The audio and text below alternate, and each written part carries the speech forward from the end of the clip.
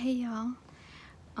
Okay, so it's been a little while since I've posted, but I felt like I was being led to share this today. Okay, so it's never easy per se, but I feel like sometimes it's easier to do what God has told us to do and to follow him than at other times in our lives.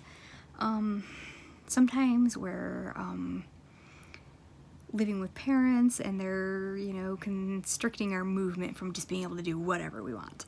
Or maybe we're in a relationship with a partner that, so we have to think about their needs as well. Or maybe they're controlling and abusive and we can't just go do whatever we want. Sometimes we're just in a situation, maybe we're a caregiver for somebody else and we just, can't just run wild, you know what I mean? So maybe during those times it's easier to do what he says, and maybe we don't even realize that we're having it easier because of other people and circumstances. So maybe when we move out and go to college, or we don't have that other person in our lives and we get to have our own freedom or get our new job, whatever it may be, okay? Maybe we realize that it's not as easy, and maybe we don't even realize it, but other people see it, that we're not quite who we were before. As we move into different phases of our lives, we need to stop and think, is this game I'm playing something that we would want to do if God was sitting right next to us? That joke I shared or told, would God have thought that was okay? This friend I'm having, is this uplifting to my relationship with God?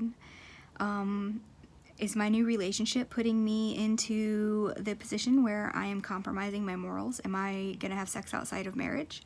I don't care how in love I am with this person. If it's a new relationship, I don't know that I'm gonna marry them, so maybe not the best idea right now.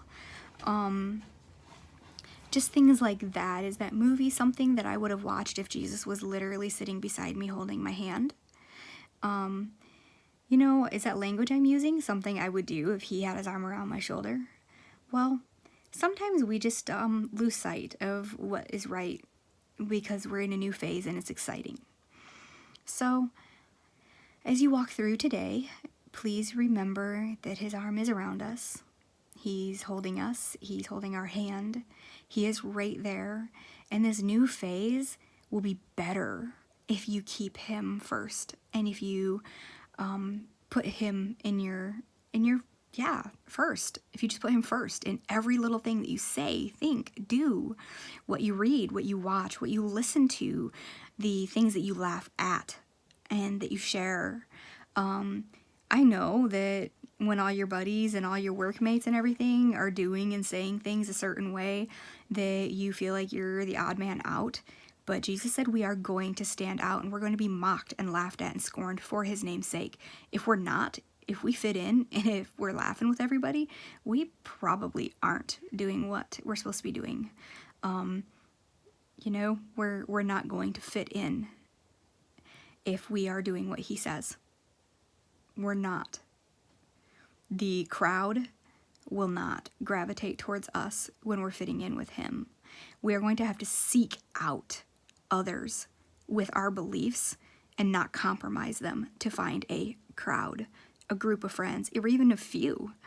When we go to work and we just start working or going to college, and we're not going to make a group of friends. We're not going to make friends usually at work or school, because to join a group in the world and just find a bunch of people in it, it's not going to happen, because you're not going to find like-minded believers out in the world just randomly all the time.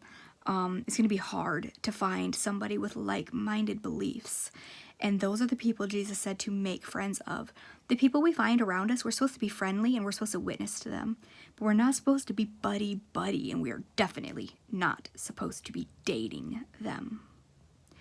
The Bible tells us repeatedly, do not be unevenly yoked with unbelievers. What fellowship has light with dark? And you cannot bring unclean from clean from unclean, and there's a lot of warnings about this kind of stuff. That bad company corrupts good morals, and biblically speaking, bad company is anybody who does not have the same set of beliefs that Jesus does, that you are supposed to have. So they're not bad, it's not evil, it's just the person you're supposed to be witnessing to versus a person you're supposed to be, you know, hey, guess what, at the end of the day, or whatever, buddying with.